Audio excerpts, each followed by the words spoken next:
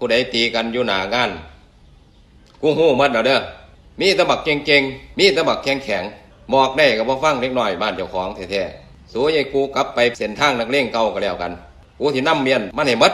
พวกมูนี่บัดไปบ้านอื่นน่ะนะมีแต่เขาไล่ข่ามาบัดอยู่บ้านเจ้าของตีกันเองนี่แหมสู้มาคือตัวคักแท้เป็นหยังมายากเป็นผู้ใดยากผู้ใหญ่บ้านคือเก่าพวกนี้พวกปึกพวกบ่ได้รับการศึกษาบ่มีการพัฒนาจิตใจ